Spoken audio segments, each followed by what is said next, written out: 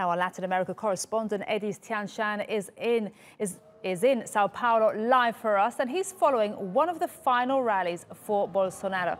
Now, Ediz, it looks very lively where you are.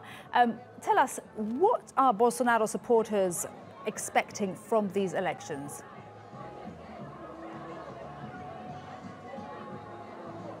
Well, it's a very jubilant atmosphere right here where we are. This is the Paulista Avenue, the largest in the city. It stretches for about a few kilometers. And over this weekend, it's been closed yesterday for the pro-Haddad rally. And today, you're seeing Bolsonaro supporters are out here. And they're almost celebrating because you can see that their candidate, Bolsonaro, has already secured 46% of the votes in the first round of elections. So they're telling us that they're very confident that he's going to get an easy victory in the final round. And now you can read there's calling for voto impreso. It means in English the printed votes, because this elections, for the first time in some places, they tried electronic ballots, which they claim led to fraud cases in many places. So they're calling for a return back to the printed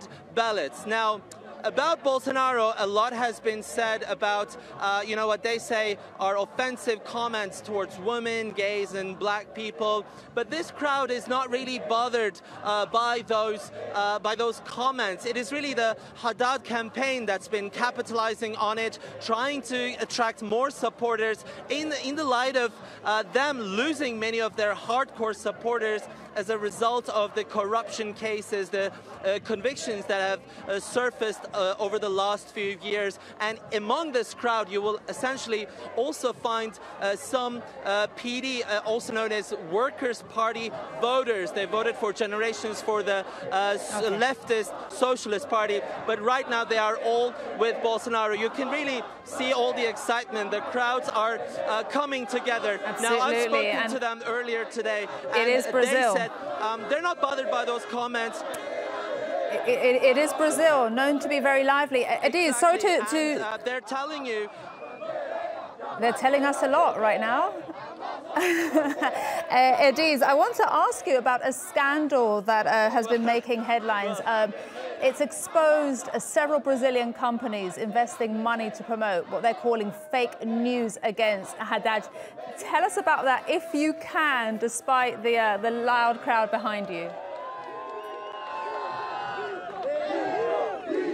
Ediz, well, I'll just have to shout in that case.